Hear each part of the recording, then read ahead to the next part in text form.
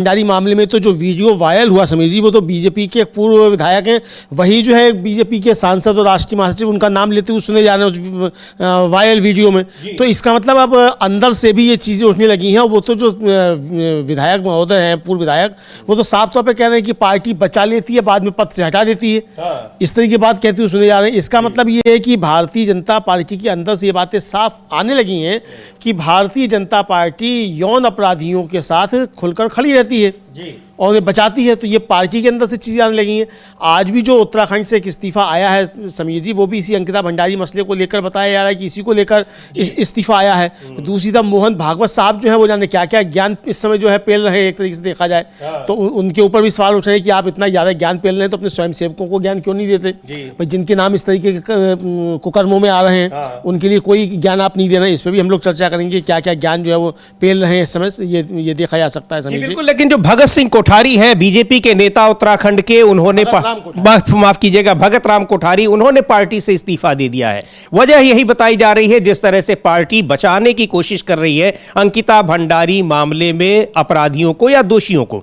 दूसरी ओर भाई बीजेपी की एक बड़ी नेता है, पूर्व कैबिनेट मंत्री है उत्तराखंड की विजया बड़थवाल, उन्होंने अंकिता भंडारी हत्याकांड की जांच सीबीआई से कराने की मांग की है। यानी वही मांग वो भी कर रही है जो विपक्ष कर रहा है। और किस तरीके से उन्होंने एक लंबा चौड़ा पत्र अपने जो नेतृत्व को लिखा है और उसमें मांग की है वहां पर प्रदेश अध्यक्ष को कि इसकी सीबीआई जांच कराई जानी चाहिए, क्योंकि इस मामले को लेकर पार्टी की छवि बहुत खराब हो रही है।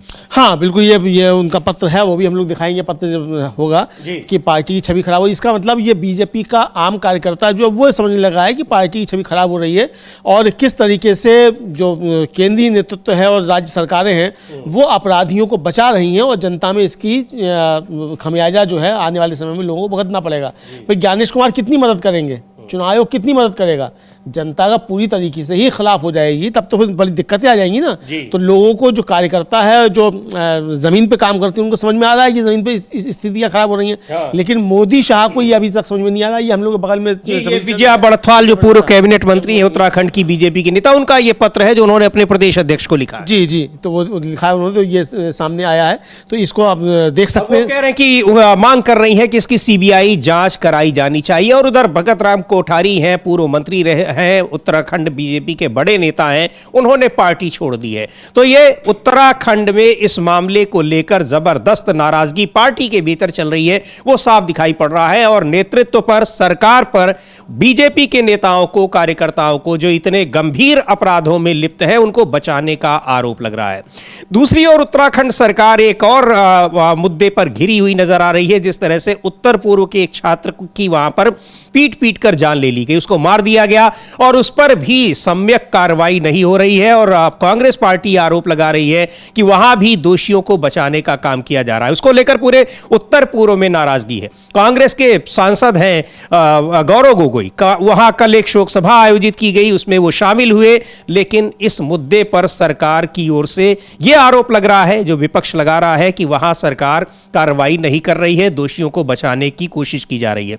हालांकि और वहां इस घटना को भी एक अलग तरीके से पेश करने की कोशिश की जा रही है। लेकिन क्या कुछ हुआ है सुनते हैं गौरव गोगोई से। उत्तराखंड में जो वहां पर एंजल चकमा के साथ जो त्रिपुरा के रहने वाले थे, वहां पढ़ाई कर रहे थे कॉलेज में, और उनके साथ उनको पीटा गया, मारा गया, उसके बाद उनकी मृत्यु हो गई। सुनते हैं गौरव गोगोई को।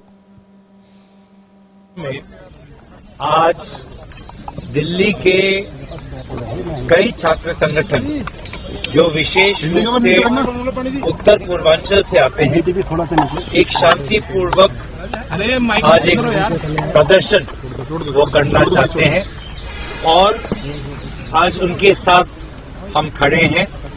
और इस मंच से हमने गुहार लगाई कि उत्तर पूर्वांचल एकत्रित है, उत्तर पूर्वांचल शक्तिशाली है, उत्तर पूर्वांचल सुंदर है, उत्तर पूर्वांचल सभ्य है। और हमारी मांग ये है कि एंजल चकमा जी को और उसके परिवार को न्याय मिले। और दूसरी हमारी मांग ये है कि जिस प्रकार से भारत में अगर किसी जाति के खिलाफ कोई अपमानजनक शब्द कहे तो सख्त से सख्त सजा national commission for scheduled caste के द्वारा कानूनी तरीके से उस अपराधी को मिलता है। उसी प्रकार से अगर उत्तर पूर्वांचल के युवक या युवती के प्रति कोई भी रेशियल गाली दिया जाए तो उसको भी उसी सख्त कानून से उस अपराधी को दंड मिलना चाहिए। जैसे कि अगर national commission for scheduled caste के खिलाफ जब शब्द कहे जाते देते हैं तो भारत सरकार इस पे एक संशोधन लाए और ये ऐसे शब्द चिन्हित कर ले जो विशेष रूप से उत्तर पूर्वांचल समाज के विपरीत के खिलाफ लगाए जाते हैं और ऐसे शब्द कहने पर अपराधी को सख्त से सख्त सजा मिले, ये हमारी मांग है। तो ये वहां पर किस तरीके से ये मुद्दा एक बड़ा मुद्दा हो गया है पूरे उत्तर पूर्व में, वहां नॉर्थ ईस्ट के जो स्टेट्स हैं वहां इसको लेकर जबरदस्त नाराजगी है और गौरव गोगोई इस मुद्दे को उठा रहे हैं। और वहां पर भी जो उत्तर पूर्व के रहने वाले बहुत से उत्तराखंड में छात्र हैं जो पढ़ने आते हैं और यहाँ दिल्ली में भी इस जो घटना हुई है इसको लेकर नाराजगी है, चूंकि वो एंजल चकमा का परिवार वहां पर कई सारे आरोप लगा रहा है वहां की किस तरीके से पीटा भी गया, उनकी बात सुनी भी नहीं गई और जब वहां पर उनकी जान चली जाती है एंजल चकमा की, उसके बाद कहीं जाकर पुलिस हरकत में आती है जब यह मामला राजनीतिक मुद्दा बन जाता है, तूल पकड़ने लगता है। तो ये अलग अलग राज्यों में किस तरीके से यहाँ दूसरे राज्यों को लेकर वहाँ के छात्रों के साथ, वहाँ के वर्कर्स के साथ, मजदूरों के साथ ये जो घटनाएं हो रही हैं उसको लेकर चिंता जताई जा रही है। लेकिन इधर अमलेंदु जी एक और संघ प्रमुख का एक बयान आ गया है और कहा जा रहा है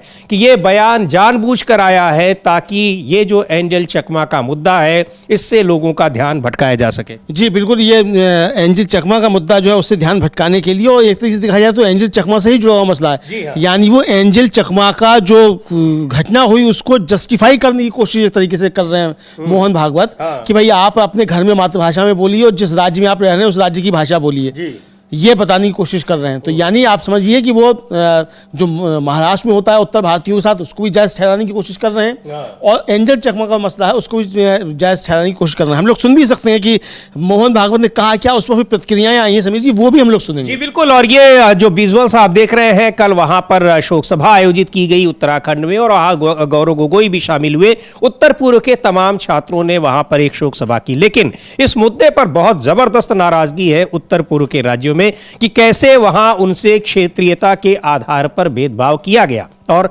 दूसरी जगहों पर भी किया जाता है। लगातार ये शिकायतें आती हैं, लेकिन ये तो दुर्व्यवहार जो है बहुत हद दर्जे का है कि वहां पर पीट दिया गया और मार दिया गया। लेकिन क्या कुछ कह रहे हैं मोहन भागवत, आरएसएस प्रमुख, जिसको लेकर उनकी फिर से एक बार आलोचना हो रही है। पहले उनका बयान सुन लेते हैं, क्यों कह रहे हैं कि दूसरे राज्यों में जाने पर वहां की भाषा आनी चाहिए। अब सवाल ये उठता है कि क्या जो उत्तर भारत के लोग दक्षिण भारत जा रहे हैं वो क्या तमिल, तेलुगु, कन्नड़ जानते हैं, सीखते हैं? तो ये उनको सीख दे रहे हैं या फिर ये उत्तर पूर्व के राज्यों को सीख दे रहे हैं? किसको सीख दे रहे हैं, सुन लेते हैं पहले, उसके बाद उनकी उस पर जो प्रतिक्रियाएं आई हैं उनको भी हम सुनेंगे। भारत के लोग हैं, हम यूरोप अमेरिका के नहीं है, अरब मिडल ईस्ट के नहीं है, चीन जापान के नहीं है, ऑस्ट्रेलिया के नहीं है, हम भारत के लोग हैं। तो हमको कम से कम अपने घर के चौखट के अंदर भाषा अपनी बोलनी चाहिए। मेरी मातृभाषा में मैं बोलूंगा। अपने देश में अनेक भाषाएं हैं, सबको समझ में आए इसलिए कोई एक व्यवहार भाषा चाहिए, वो भी मैं सीख लूंगा। और जिस प्रांत में मैं रहता हूं वो अगर दूसरा प्रांत है तो वहां के लोगों की भाषा भी मैं सीख लूंगा, क्योंकि सारी भारत की भाषाएं अपनी राष्ट्र भाषाएं हैं, उनका मूल एक है, उनके शब्द अलग अलग हैं, उनमें भाव एक है। स्वभाषा का आग्रह रखना, अपना वेश पहनना, विदेशी वेश पहनना पड़ता है मजबूरन, ठीक है, घर के अंदर कम से कम कोई पर्व त्योहार घर में है और नई पीढ़ी के लोग धोती बांध नहीं सकते, ये ठीक है क्या? रोज नहीं पहनेंगे ठीक है, समझ में आता है, लेकिन पूजा में बैठना धोती कैसे बांधना है, आता आना तो चाहिए। तो यहाँ भाषा सीखनी चाहिए। अभी वो किसको कह रहे हैं, क्या संकेत दे रहे हैं, लेकिन जो कुछ हुआ है उत्तराखंड में, वहाँ त्रिपुरा के छात्र के साथ, एंडिल चकमा के साथ, उसको लेकर नाराजगी, और कहा जा रहा है कि ये बयान उससे या तो भटकाने के लिए या फिर किस वजह से दिया जा रहा है। लेकिन एक बार सुनते हैं क्या कह रहे हैं आरजेडी के सांसद मनोज झा इस पूरे प्रकरण में, और मोहन भागवत ने जो कुछ कहा है उसे लेकर। नहीं, उनके इस व्यापक बयान के बाद सबसे पहले किसको मानना चाहिए? किसके पुरोधा हैं वो? कौन सी पॉलिटिकल पार्टी उनसे प्रेरणा लेती है? बीजेपी के मंत्रियों को देख लीजिए भागवत साहब। अभी आप ही के राज्य में आपके वो आपकी प्रेरणा पे चल रहे हैं, उत्तराखंड में त्रिपुरा के एक बच्चे की हत्या हो जाती है। मैंने कोई बयान नहीं सुना आपका।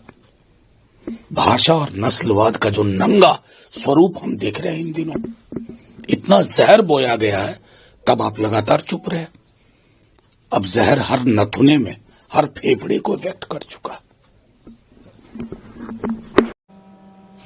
तो ये उस पर कह रहे हैं कि आखिर आप सीख किसको देख रहे हैं, वही जो बात हम लोगों ने की अमलेंदु जी, और सीख किसको दे रहे हैं, आखिर आप कह किसके लिए रहे हैं? जो पॉलिटिकल पार्टी आपके विचारों से पोषित होती है, जब वही आपकी बात नहीं सुन रहे हैं तो आप किसके लिए कह रहे हैं? भागवत जी बताएं कि मोदी जी का कितने फोटो देखे उन्होंने धोती पहने हुए? मोदी जी क्यों नहीं पहनते धोती? अटल जी तो पहना करते थे धोती, अडवाणी जी भी पहना करते थे। तो भाई मोदी जी क्यों नहीं पहनते? चलिए मोदी जी तो कभी कभी पूजा पे बैठ भी जाते हैं धोती पहन के, भले ही तहमत बांध लेते हो। अमित शाह जी क्यों नहीं पहनते? नितिन नवीन साहब क्यों नहीं पहनते? जेपी नड्डा साहब क्यों नहीं पहनते? अरे पहले इन स्वयं सेवकों को तो धोती बांधना सिखाओ। अब जो आधिकारिक ड्रेस इनके अपने संगठन का है अमलेंदु जी, आखिर उसमें आपने क्यों नहीं धोती कुर्ता रखा? 90 साल आपने जो है पहना घुटन्ना, है ना, अंग्रेजों से लेकर वहां से हिटलर से लेकर 90 साल तक पहना। काली टोपी आप लगाते हैं, काले जूते पहनते हैं, काली बेल्ट पहनते हैं, सफेद शर्ट पहनते हैं, सब हिटलर से लेकर आए। आपका इसमें क्या भारतीय है? अब ज्ञान पेल रहे हैं आप यहाँ सुबह ही सुबह, मतलब हालांकि कल पेला है उन्होंने ज्ञान ये कि जो है धोती पहननी चाहिए और भाषा सीखनी चाहिए। और सही कह रहे हैं मनोज झा कि त्रिपुरा पर एक शब्द आपके मुख से नहीं निकला जी, तो क्यों इस पर नहीं निकलता है? यानी समीर जी आप देखिए कि आप असम में समझौता किसके साथ करेंगे? बोडो के साथ भी करेंगे समझौता, और समझौता आप वहाँ एजीपी के साथ भी करेंगे, कश्मीर में पीडीपी के साथ भी करेंगे, और सज्जाद लोन के साथ भी करेंगे। चलिए पीडीपी से तब भी समझ में आता है, चलो ठीक है, पीडीपी कम से कम भारत के संविधान को तो मानती है जी। आप सज्जाद लोन के साथ करेंगे, उससे समझौता करेंगे, और फिर यहाँ आप पूरे देश में बताएंगे आतंकवाद पे आप जो है आपकी जो जीरो टॉलरेंस की नीति है, अलगाववाद से आपकी लड़ाई है। जी बिल्कुल, लेकिन सही कहा मनोज झा ने कि यहाँ मुद्दा जो है कि आप एंजेल चकमा को लेकर पूरे उत्तर पूर्व में नाराजगी, उस पर आप एक शब्द नहीं बोल रहे, और आप परिधान और न जाने क्या क्या बात कर रहे हैं। इसके लिए आप और कभी बात करिए, और अगर आप बात कर रहे हैं तो आप पहले जाकर सीख दीजिए। नहीं मानते हैं तो वो भी आप स्वीकार करिए कि हमारा जो संगठन है वही हमारी बात नहीं मान रहा है, भारतीय परिधान पहनने को तैयार नहीं है। खैर, इसको लेकर कांग्रेस के नेता है राशिद अल्वी, उन्होंने भी टिप्पणी की है, और क्या कुछ कहा है, ये किस वजह से मोहन भागवत ने ये बयान दिया है, उस पर उन्होंने बात की है। सुनते हैं राशिद अल्वी को। देखिए, मोहन भागवत और प्रधानमंत्री दोनों अपनी अपनी छवि बनाने पे लगे। दोनों को इस बात की परवाह ही नहीं है कि वो जो कुछ बोलते हैं वो जमीन पे उतरता भी है कि नहीं उतरता है। अगर मोहन भागवत जी ये चाहते हैं तो वो बीजेपी के लोगों से क्यों नहीं कहते कि वो जबरदस्ती साउथ के लोगों पे क्यों थोपना चाहते हैं हिंदी, जिसकी वजह से बड़ा हंगामा खड़ा हो जाता है, वहां के लोग हिंदी से नफरत करने लगते हैं। मोहन भागवत जी के बयान से कोई फर्क नहीं पड़ेगा, उन्हें अपने कैडर को, बीजेपी के नेताओं को समझाना पड़ेगा। मोहन भागवत जी समझते हैं वो बोल देते हैं और उसका कोई नतीजा निकल जाएगा, ऐसा हरगिज नहीं होने वाला है। दूसरा, आपको पता है कि बीजेपी तो यहाँ किस वजह से अपनी इमेज को ठीक करने के लिए, लेकिन ये भी है कि आप किस क्या मुद्दों से भटकाना चाहते हैं और जो ज़रूरी वास्तविक मुद्दा है उस पर आप बात नहीं करना चाहते हैं। जो गंभीर और ज़रूरी मुद्दे होते हैं उनसे हटकर आप बयान दे रहे हैं। तो ये एक बार फिर वही काम हुआ है जिसमें आप, मुद्दा ये है कि उत्तर पूर्व के छात्रों के साथ क्या कुछ हुआ उत्तराखंड में, और आप कह रहे हैं कि यहाँ परिधान पहनना चाहिए भारतीय परिधान, और जहाँ आप दूसरे राज्य में जाएँ तो वहाँ की भाषा बोलें। अब भाषा को लेकर ही आप कितना पालन करता है आपका अपना संगठन, और आपके संगठन से जो पोषित राजनीतिक पार्टी है वो कितना इसका पालन करती है, अगर भाषा की बात भी करें तो? हाँ बिल्कुल, ये भाषा की अगर बात की जाए तो भाषा आप कितना पालन करते हैं और आप ही कितना भाषा का पालन करते हैं जी। मतलब जिस भाषा की आप बात कर रहे हैं, आप तो नारा लगाते हैं हिंदी हिंदू हिंदुस्तान का। बिल्कुल।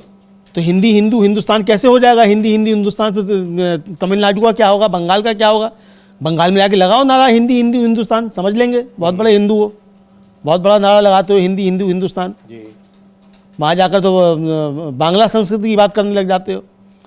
तो ये जो ज्ञान दे रहे हैं भागवत जी, असल में समीर जी है क्या कि ये दुनिया भर को ज्ञान देते हैं और खुद जो है वो उसका पालन नहीं करते हैं जी। और यही बात कह रहे हैं शुभांकर सरकार को सुनते हैं, कांग्रेस पार्टी के नेता हैं, पश्चिम बंगाल में कांग्रेस इसके प्रदेश अध्यक्ष हैं, वो क्या कह रहे हैं, मोहन भागवत ने जो कुछ कहा है।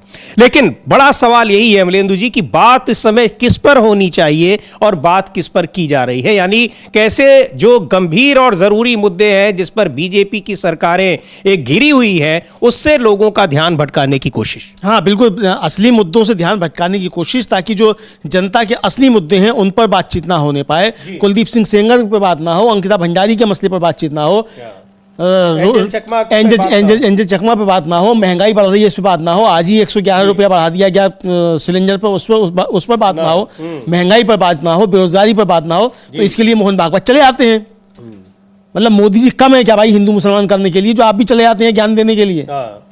मोदी जी पे ही छोड़ दो इतना काम। बिल्कुल। तो सुनते हैं क्या कह रहे हैं शुभांकर सरकार, कांग्रेस पार्टी के नेता, इस जो कुछ भी कहा है आरएसएस चीफ मोहन भागवत ने उस पर। आगामी विधानसभा चुनाव के लिए जो सब्जेक्ट मुद्दा होता है अपना तय कर लिया कि घुसपैठिया, वही उनका इस बार का मुद्दा होगा कि कैसे बंगाल। कोई राजनैतिक सोच का माध्यम से, भावना का माध्यम से नहीं। अमित शाह जी आप होम मिनिस्टर है, बंगाल का नौजवान जब दूसरी प्रदेश में बंगाल में बात कर रहा है, वो जब खून हो रहा है उसका बारे में एक भी शब्द आप नहीं बोल रहे हो, क्यों? आप बांग्ला भाषा का विरोधी है क्या? आप बंगाल का विरोधी है क्या? ये आपको मैं पूछना चाहता हूं। अमित शाह जी आप सुन रहे हो तो जरूर उत्तर देना। तृणमूल का जो काम बंगाल में हो रहा है, इसका कारण नौजवान भाग के दूसरी प्रदेश में, दूसरी देशों में जाना पड़ता है, और हमारा देश के अंदर में दूसरी प्रदेश में बंगाल से जब काम नहीं मिल रहा है, तृणमूल जब काम क्रिएट नहीं कर पा रहा है, जब दूसरी प्रदेश में जा रहा है, उधर बीजेपी रूलिंग स्टेट में ज्यादा से ज्यादा बंगाल का हिंदू मुस्लिम जो भी हो उन्होंने बांग्ला भाषा में बात कर रहा है। इसका कारण उसको उधर हत्या किया जा रहा है, मर्डर हो रहा है। क्यों? अपने देश का होम मिनिस्टर, आप क्या बोलने चाहते हो? आप काली मां का पास जाएंगे पूजा देने के लिए, क्या मांगेंगे? जे बंगाल में एक एक दिन एक एक नौजवान बीजेपी रूलिंग स्टेट में जो हत्या हो रहा है, वो हत्याकारी उसको ना पकड़ जाए। दीपू दास जो बांग्लादेश में हत्या हुआ है, हिंदू, उनका जो हत्याकारी है, जो उनको मर्डर किया है, उन्होंने भी आरो मर्डर करे ये मांग करने के लिए जा रहे हैं क्या? होम मिनिस्टर आपका क्या काम है? आपका काम चुनाव आयोग को देखने का, आपका पार्टी का चुनाव का जो बात है, 3 दिन रुक के आपने देश का होम मिनिस्टर, आपने जो काम कर रहे हो, आपका पार्टी का काम आप कर सकते हो, बट होम मिनिस्टर बनने का बाद बंगाल में आके एक भी शब्द आप नहीं बोल रहे हो। जुएल राणा जैसा हत्या हुआ, उसका बारे में आपका क्या प्रतिक्रिया है, जानना चाहता है बंगाल। आपने काली मां का पास जाके क्या बोलेंगे? ज्वेल का मां का जो मांग है वो मांग पूरा कर पाएंगे? आपने क्या चाहते हो आने वाला दिन में बंगाल में कोई बांग्ला भाषा ना बोले, बंगाली बंगाल में नहीं रहे, वही मांगने के लिए काली माता का पास जा रहे हो? ये पूछना चाहता है बंगाल। और मैं प्रदेश सभापति का हैसियत से मैं पूछना चाहता हूं, अपने देश में सबसे निकम्मा होम मिनिस्टर है, क्यों बंगाल में आके आपने ज्ञान दे रहे हो, बंगाल का डेवलपमेंट का बात कर रहे हो, और बंगाल का नौजवान जब दूसरी प्रदेश में जाके वो काम करने का कोशिश कर रहा है, बांग्ला भाषा बोल रहा है, उसका मर्डर हो रहा है, हत्या हो रहा है जो बीजेपी शासित राज्य में। आइए, तो ये प्रदेश अध्यक्ष हैं कांग्रेस पार्टी के पश्चिम बंगाल में शुभांकर सरकार, और क्या कुछ कह रहे हैं, लेकिन बड़ी बात कह रहे हैं अमलेंदु जी कि ये फेल गृह मंत्री हैं। और यही बात अभिषेक बनर्जी ने भी कही। कल अभिषेक बनर्जी और उनका जो उनके पार्टी के और लोग थे, डेलीगेशन ने गया चुनाव आयोग मुलाकात करने। बहुत गंभीर आरोप उन्होंने लगाए कि मुख्य चुनाव आयुक्त किस तरह से बर्ताव करते हैं, लेकिन अभिषेक बनर्जी ने गृह मंत्री अमित शाह पर भी जबरदस्त हमला बोला है। क्योंकि अभी 2 दिन पहले गृह मंत्री अमित शाह वहां पर पश्चिम बंगाल कोलकाता में थे, कोलकाता में उन्होंने प्रेस कॉन्फ्रेंस की, लेकिन वहां किस तरह से जब उनसे सवाल पूछे गए अमलेंदु जी, तो कैसे वो भड़क गए। वहां जब उनसे पूछा गया कि 75 साल के बाद का वाला जो मार्गदर्शक मंडल में डालने का मुद्दा है, क्या ये प्रधानमंत्री मोदी पर भी लागू होता है, कभी होगा या नहीं, तो भड़क गए कि आप बंगाल की चिंता करिए। हाँ, भड़क गया। आज बंगाल की चिंता, इसलिए बंगाल की चिंता की जा रही है कि मोदी जी अगर रहेंगे तो बंगाल कैसे सफल होगा। तो यही तो पूछा जा रहा था, बंगाल को लेकर तो पूछा था उस पत्रकार ने कि भाई मोदी जी अगर रहेंगे तो बंगाल तो सुधर ही नहीं सकता, बंगाल का लाभ भला हो ही नहीं सकता। तो क्या बुरा लग गया अमित शाह जी को? चलिए, अमित शाह जी को बुरा लग गया, मोदी जी के लिए पूछ लिया। लेकिन समीर जी, वो तो एक जो मोदी जी के परम मित्र हैं, उनका एक चैनल है, और उस चैनल के एक संवाददाता ने बीजेपी के एक मंत्री से मध्य प्रदेश में सवाल पूछ लिया। तो उसे घंटा हो जाने क्या क्या कहने लगा, उसने झाड़ दिया, उसने अशोभनीय शब्दों का उस पत्रकार ने झाड़ दिया कि तमीज से बात कीजिए, आपको बात करने की तमीज नहीं है, और उसके कैमरे पे हाथ मारा जाने लगा। तो ये तो इनके संस्कार हैं। और कितने गंभीर मुद्दे पे सवाल पूछ रहा है कि इंदौर जैसे शहर में, जिसको सबसे साफ शहर कहा जाता है, वहां सीवर का पानी पीने से 10 करीब लोगों की जान चली गई। और उसमें वो कह रहा है कि क्या हो गया, कोई सवाल है, मतलब 10 लोगों की जान चली जाए सीवर का गंदा पानी पीने से, और मंत्री जो है सीनियर मंत्री वो कह रहा है कि ये कोई सवाल है, घंटा बात करते हो फालतू। मतलब जो सवाल बीजेपी के नेता बताएं पत्रकारों को, वही पूछा जाना चाहिए। तो अब तो होने भी ये लगा है। पवन खिलाफ तो साफ तौर पर आरोप लगाते हैं कि सवाल भी जो है वो हिरेन जोशी जो वो लिखकर भेज देते हैं कि हिरेन की ये सवाल पूछो। तो अब वहां तक सवाल नहीं पहुंचा होगा, विजय वर्गीय से क्या पूछना है, बेचारे ने अपने आप पूछ लिया पत्रकारिता का धम निभाते हुए। हालांकि बहुत से लोग जो थे उस चैनल से नौकरियां छोड़कर चले गए कि साहब मोदी जी के मित्र ने खरीद लिया है। लेकिन जो लोग टिके हुए जो पत्रकारिता कर रहे हैं, उन्होंने वहां भी कर ली पत्रकारिता, मोदी जी के मित्र हैं, तो क्या हुआ है, छोड़ के भागने से क्या मतलब है। बहरहाल, लेकिन ये जो सभ्यता की बात और जो सब आ रही तमीज की बात, भाषा की बात, अब मोहन भागवत जी ज्ञान दें कैलाश ने उनके मंत्री जी को, जिन मंत्री जी से सवाल पूछा गया वो घंटा बात कर रहे थे, तो जवाब में क्या, जवाब में यही बोला जाता है। तो ये संस्कार क्या सिखाएं अपने शाखाओं में अपने मंत्रियों को। तो मोहन भागवत जी तो एक दिखाया तो पूरा आरएसएस नाकारा साबित हो रहा है कि भारतीय जनता पार्टी के मंत्री तमाम उल्टी सीधी बातें कर रहे हैं, हरकतें कर रहे हैं, और आप उनको संस्कार ही नहीं दे पा रहे हैं, जबकि आप तो सांस्कृतिक संगठन है।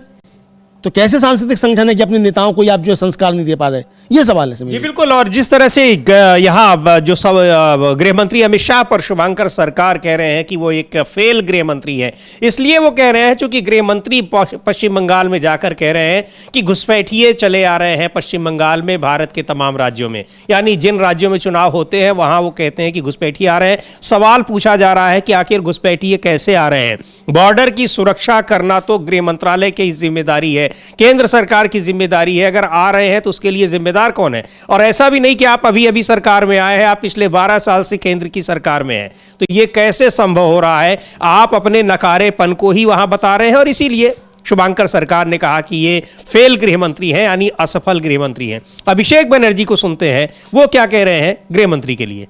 You will wait what directions I receive from the PMO or the Home Minister's office, because this Chief Election Commissioner was the cooperative secretary before he took over.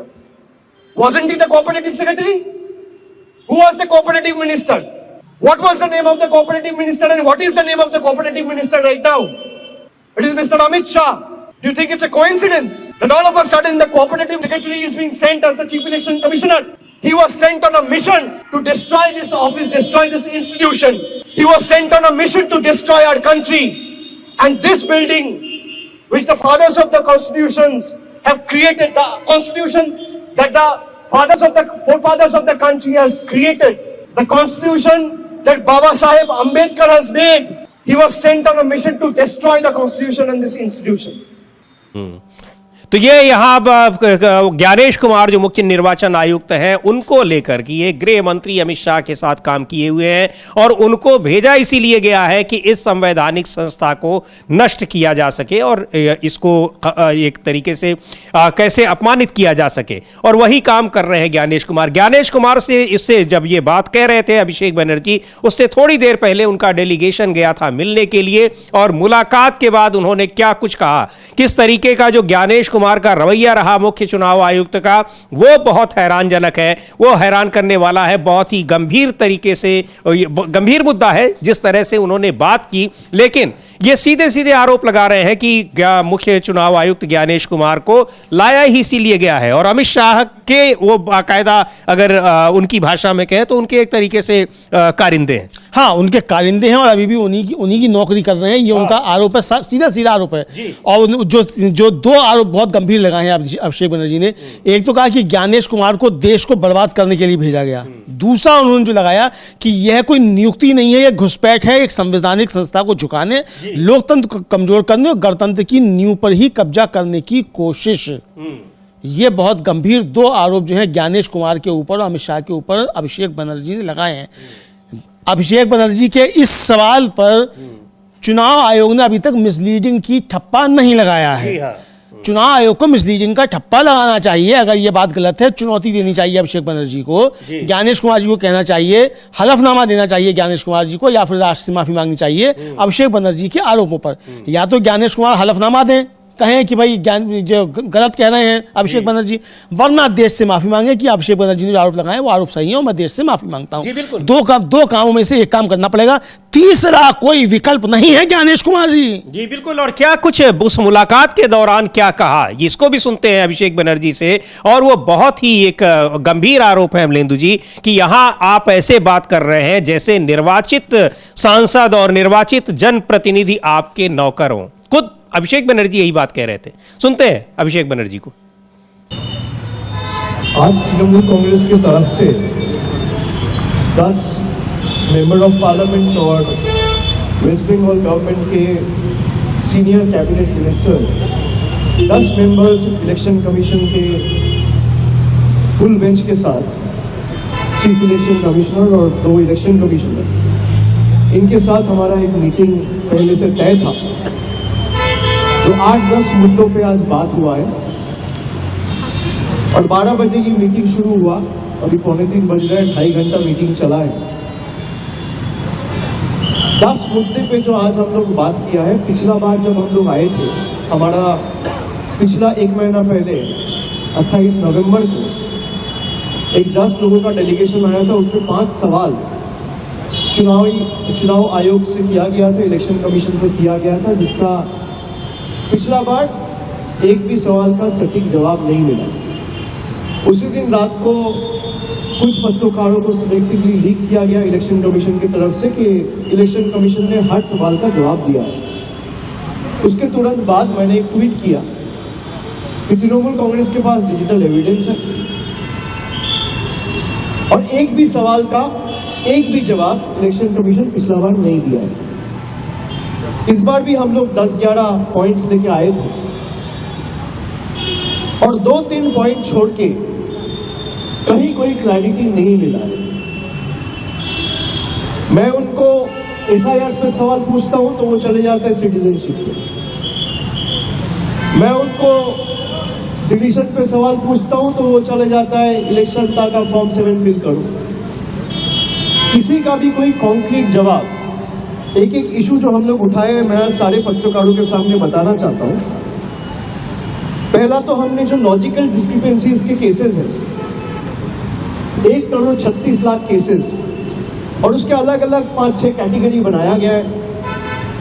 कि कुछ केसेस में पिताजी के साथ जो वोटर है उसका 15 साल का डिफरेंस है इसलिए डिस्क्रिपेंसी में डाला है, कहीं नाम में कोई स्पेलिंग एरर है इसलिए डाला है, कहीं सरनेम में कोई स्पेलिंग मिस्टेक है इसलिए डाला है, कहीं ग्रैंड पेरेंट्स के साथ कोई एज डिफरेंस है तो डाला है, कहीं एड्रेस में कोई डिफरेंस है तो डाला है, लेकिन वो लिस्ट अभी तक पब्लिश नहीं हुआ है।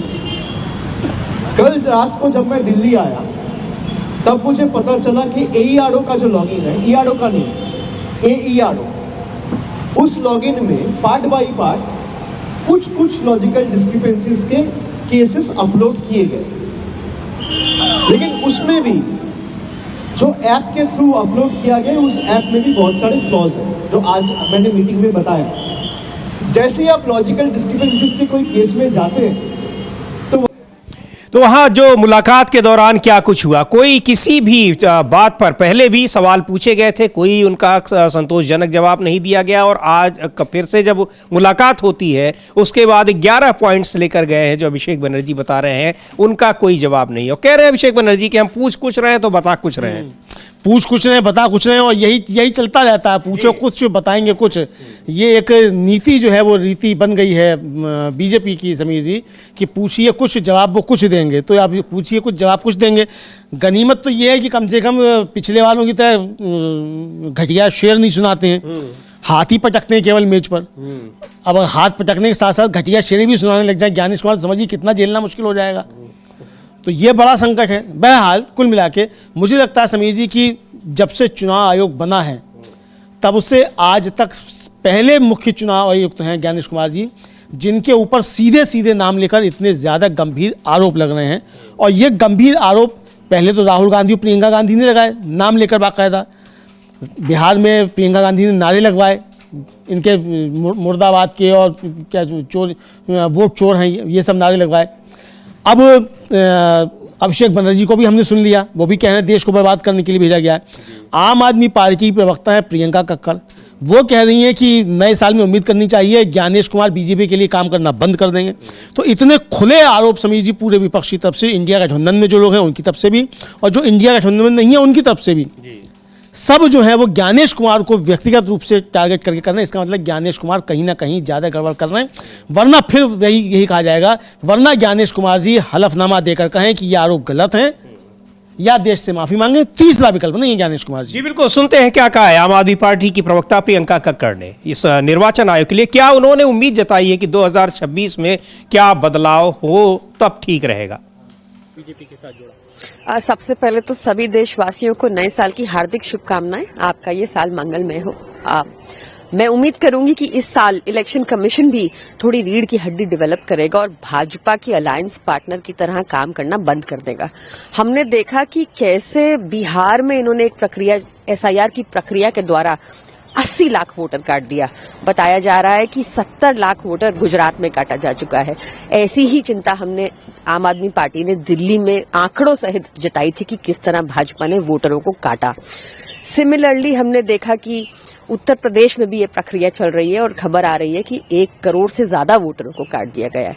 तो भाजपा की इलेक्शन कमीशन से ये सवाल है कि कुछ तो आंकड़ा पेश करे कि अब तक कितने इलीगल इमिग्रेंट्स को इन्होंने आइडेंटिफाई किया। ये सिर्फ डिटेक्ट और डिलीट विपक्षी पार्टियों के वोटर्स को कर रहे हैं। आज तक एक भी इन्होंने इस पूरी प्रक्रिया में किसी को डिपोर्ट नहीं किया है। भाजपा ने इस देश में सिर्फ नफरती राजनीति फैलाने का काम किया है। अगर वो पंजाब जाते हैं तो वहां पर वो हमारे वोटर्स को या पंजाब के लोगों को खालिस्तानी बुलाते हैं। अगर वो बंगाल जाते हैं तो वहां पर उनको बांग्लादेशी रोहिंग्या बुलाते हैं। हर जगह इन्होंने विवाद पैदा करने का काम किया है। नॉर्थ ईस्ट के लोगों को चीनी बुलाते हैं, ऐसे अलग अलग नामों से बुलाते हैं, और उसका भी परिणाम हमने देश में अभी उत्तराखंड में देखा।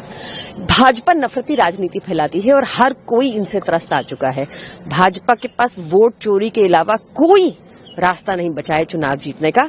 मुझे लगता है कि जनता इनकी सारी चालाकियां समझ रही है और आज तक कोई जवाबदेही नहीं है। आपने देखा कि कैसे ब्राजीलियन मॉडल जो फाइनल लिस्ट में उनका नाम था, बहुत सारे एपिक नंबर थे, आज तक कोई जवाबदेही नहीं। अभिषेक बनर्जी ने भी सवाल खड़े किए, उन्होंने अपने राज्यों में कांग्रेस कई अन्य राज्यों में ये साबित करने में असफल रही या कर नहीं पाई कि कैसे वोट चोरी हो रही है।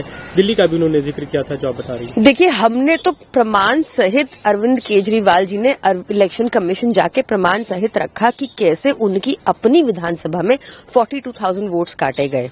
कि हमने प्रमाण रखा कि कैसे भाजपा के अपने कार्यकर्ता इलेक्शन कमीशन को 11,000 हजार वोटर काटने की एप्लीकेशन देते हैं और इलेक्शन कमीशन उस पर प्रक्रिया शुरू भी कर देता है बिना इस जानकारी को सार्वजनिक किए। आज जवाबदेही सेट करना बहुत जरूरी है। जैसा मैंने कहा कि अभी तक कोई जवाबदेही नहीं आई कि कैसे ब्राजीलियन मॉडल के इतने सारे एपिक नंबर थे फाइनल लिस्ट में बिहार की। भाजपा भाग चुकी है कि उसको ग्राउंड पर बिल्कुल लोग पसंद नहीं कर रहे और बार बार ये तो यहाँ इलेक्शन कमीशन के ऊपर बहुत से सवाल, लेकिन बहुत महत्वपूर्ण बात कही कि उम्मीद है कि शायद 2026 में यानी नए साल में उसमें सुधार आएगा। और क्या सुधार आएगा? जिस सुधार की ये कामना की जा रही है वो अपने आप में बड़ा गंभीर है कि चुनाव आयोग बीजेपी की बी टीम के रूप में काम नहीं करेगा। हाँ, ये मतलब ये इस तरीके के आरोप जैसे मैंने पहले भी कहा समीर जी कि पहले कभी नहीं लगे थे। और अब एक संवैधानिक संस्था जिसके ऊपर लोकतंत्र का जो महत्वपूर्ण चीज़ है चुनाव, उसको स्वतंत्र निष्पक्ष पारदर्शी कराने की जिम्मेदारी है, उसके प्रमुख के ऊपर उस पूरी संस्था के ऊपर अगर इस तरीके के आरोप लगने लगे तो ये लोकतंत्र के लिए घातक है। और भारत का लोकतंत्र सिर्फ भारत को प्रभावित नहीं करता समीर जी, पूरी दुनिया में जहाँ जहाँ लोकतांत्रिक व्यवस्थाएं हैं उनको भी प्रभावित करता है। तो भारत के लोकतंत्र के ऊपर अगर इस तरीके के सवालिया निशान लगने लग जाएंगे तो पूरी दुनिया में लोकतांत्रिक पद्धति पर प्रश्न चिन्ह लगना शुरू हो जाएंगे। तो ये इसलिए बहुत ज़्यादा गंभीर है। मोदी जी और शाह जी जिनके ऊपर आरोप है कि ये उनके जरिए चुनाव आयोग से काम कराया जा रहा है, अपने राजनीतिक स्वार्थों के लिए संवैधानिक संस्थाओं का शरण रोकें अगर विपक्ष के आरोप सही हैं समीर जी। बिल्कुल, और इसको लेकर लगा पूरा का पूरा विपक्ष बार बार ये सवाल कर रहा है। कहा भी अभिषेक बनर्जी ने कि हमने पहले भी इनका ये तमाम शिकायतें की थी और कल जब गए उसके बाद भी हमने कहा, लेकिन कोई जवाब नहीं। सवाल हमने कुछ पूछा है कि SIR पे क्या हो रहा है तो वो नागरिकता की बात कर रहे हैं, यानी पूछ कुछ रहे हैं, हमको स्पष्टीकरण किसी और मुद्दे पे चाहते हैं और जवाब उसका कुछ और दिया जा रहा है, यानी पूरी तरह से उसको मुद्दे को टालने की कोशिश है। हन्नान मोल्ला है, CPM के नेता हैं, बड़े वरिष्ठ नेता हैं, कई बार के सांसद हैं। उन्होंने क्या कुछ कहा है इसमें, जो कुछ चुनाव आयोग जो भूमिका है और चुनाव आयोग पर जो आरोप लग रहे हैं कि वो बीजेपी के साथ मिलकर बीजेपी के लिए काम कर रहा है, उस पर क्या कह रहे हैं, सुनते हैं। Election Commission's behavior, the new Election Commission's behavior is beyond the democratic periphery. From the day one, he is behaving like a dictator as his boss. Earlier delegations were not properly replied. When India delegations met him, he did not reply proper thing, and he thinks whatever he like he will do because the Vishwaguru is behind him, and because of this state power behind him, he is also trying to dilute his own power. It has a very dignified post, very dignified duty they have given, constitutional duty. But he is forgetting that. And to serve the master, he is diluting his own power, own dignity, one constitutional duty. And that is happening. This behavior is, he is behaving like a dictator with different section of the delegation he met. But I think people will not tolerate it. तो चुनाव आयोग एक संवैधानिक संस्था है, उसको संविधान में जो जिम्मेदारियां दी गई हैं वो निभाने के बजाय बीजेपी के लिए काम कर रहा है, ये आरोप लगा रहे हैं हन्नान मोल्ला। पूरा विपक्ष ये लगातार ये आरोप लगा रहा है और कल जब तृणमूल कांग्रेस के नेता मिलकर आए हैं उसके बाद भी, लेकिन चुनाव आयोग पर इन सारी बातों का कोई फर्क नहीं पड़ रहा है कि वो उससे सवाल क्या पूछे जाते हैं, वो जवाब क्या देता है और यहाँ किस तरीके से पूरी की पूरी जो चुनावी प्रक्रिया है उसको कैसे वो प्रभावित कर रहा है। इस पर विपक्ष की बातों का कोई संज्ञान नहीं ले रहा। लेकिन सबसे जो गंभीर बात है अमलेंदु जी की, बात करने का तरीका, कैसे बिहेवियर, उसका व्यवहार किस तरह से है विपक्षी नेताओं के साथ, ये बड़ा हैरान करने वाला है। हाँ, विपक्षी नेताओं के साथ चुनाव आयोग का व्यवहार और पत्रकारों के साथ बीजेपी के मंत्रियों का व्यवहार, दोनों इस समय जेरे बहस हैं, दोनों इस समय चर्चा में है, दोनों खूब सुर्खियां बटोर रहे हैं। ज्ञानेश कुमार जी खूब हाथ पटक पटक कर बात करते हैं और मिलने के लिए जाओ तो सवालों के जवाब नहीं देते, पता नहीं अंदर धमकाते हैं क्या करते हैं, हमें तो पता नहीं। बाहर आके नेता भी तो अभिषेक बनर्जी ने कि उंगली दिखाकर बात कर रहे हैं, उंगली दिखाई बात कर रहे हैं, यानी कि हमेशा आप रहेंगे चुनाव आयुक्त और अमित शाह जी हमेशा रहेंगे गृह मंत्री, मोदी जी रहेंगे हमेशा प्रधानमंत्री। अरे संभल के रहो भैया, ऊपर वाले की लाठी में बड़ी आवाज़, मतलब आवाज़ नहीं होती है, बड़ी ताकत होती है, ये समझ में नहीं आता है। लेकिन चूंकि जो बैठ गया कुर्सी पे उसे लगता है अब तो हम उतरेंगे ही नहीं, सारे इंतजाम हमने कर ही लिए हैं SIR के जरिए, अब कभी उतरेंगे ही नहीं मोदी जी कुर्सी से। तो ये समझ में आ गया शायद ज्ञानेश कुमार जी को, लेकिन ऐसा होता नहीं है समीर जी।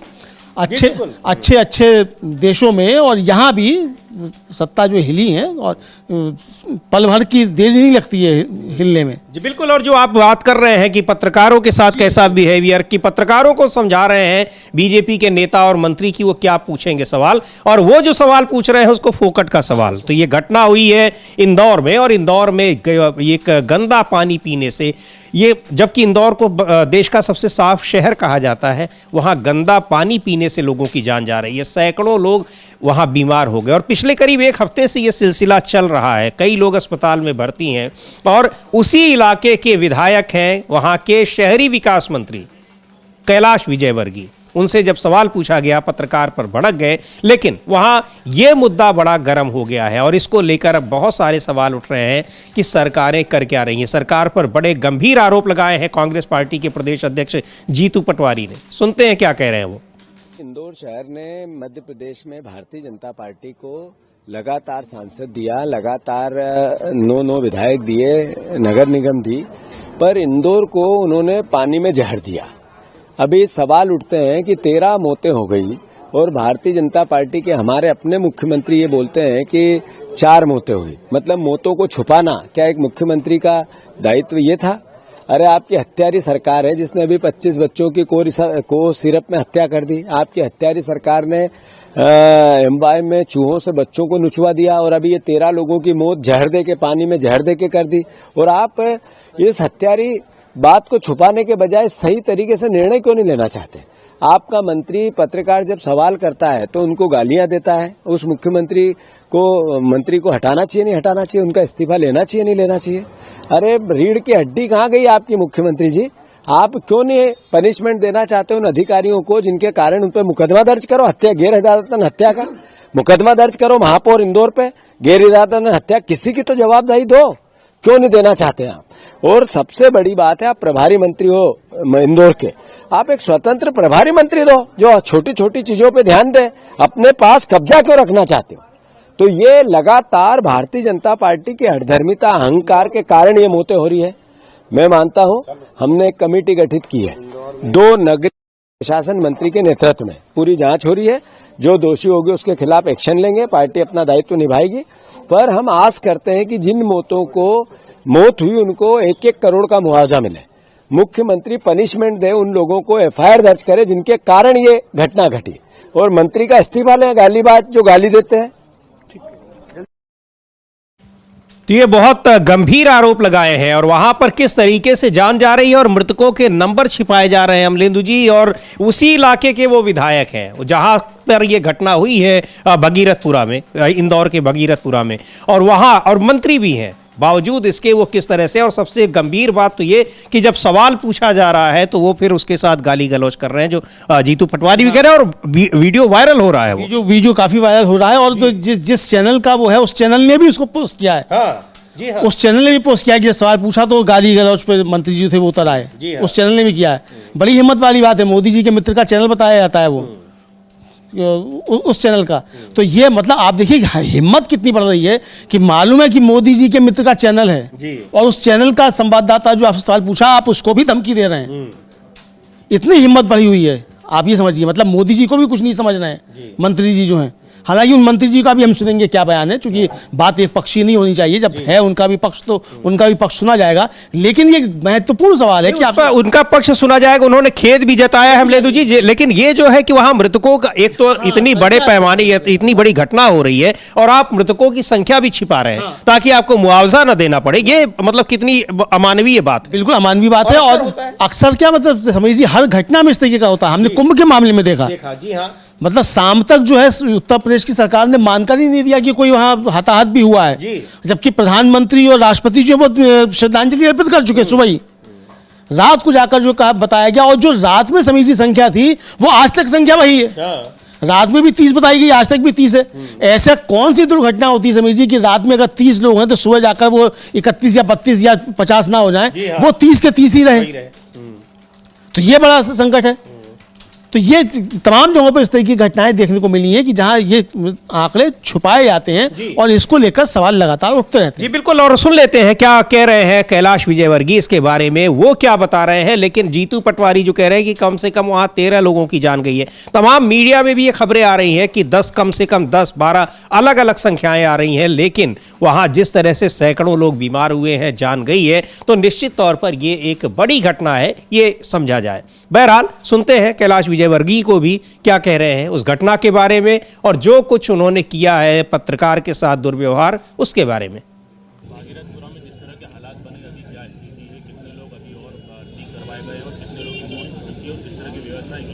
देखिए, डेथ कितनी हुई अभी मैं नहीं बोल सकता, क्योंकि ऑफिशियल आंकड़े डॉक्टरों से पूछने के बाद ही बताऊंगा। बाकी जिनकी भी मृत्यु हुई है उनके परिवार को हम 2-2 लाख रुपए देंगे। जितने भी पेशेंट आए हैं सबको हम निःशुल्क इलाज करा रहे हैं। यहाँ पर बैठकर एम्बुलेंस हमने 5 लगा रखी है। जो भी ऐसा गंभीर पेशेंट आ रहा है उसको तत्काल हम भेज रहे हैं। कल से पेशेंट्स आने की संख्या कम हुई है। अभी तक कल से रात भर में अभी तक 60 पेशेंट आए हैं, जिसमें से आधे से ज़्यादा को प्राथमिक इलाज करवा कर उनको वापस कर दिया है। जो ऐसे हैं गंभीर जिनको सलाइन लगाना, उनको हॉस्पिटल में भेज दिया है। अरविंद हॉस्पिटल में हमने 100 बेड खाली करा दिए। एमवाई में 100 बेड का एक पूरा वार्ड बना दिया। वहाँ 22 डॉक्टरों की टीम है, इधर 24 डॉक्टरों की टीम है जो उनका इलाज कर रही है। कुछ बच्चे थे उनको चाचा नेहरू में भेज दिया है। तो चाचा नेहरू में भी डेडिकेटेड डॉक्टरों की टीम जो उन बच्चों का इलाज कर रही है। यहाँ चूँकि ये आर्थिक रूप से कमज़ोर लोगों की बस्ती है, इसलिए किसी का भी इलाज में एक नया पैसा खर्च नहीं हो, इसके लिए हमने इंश्योर किया है। और मैं यहाँ पर बैठा हूँ, जब तक भागीरथपुरे में एक भी ऐसा समय नहीं आएगा कि एक भी पेशेंट नहीं आएगा जब तक हम यहीं बैठकर वो पूरी व्यवस्था को मैनेज करेंगे। सर बता रहे कि 8 से ज़्यादा लोग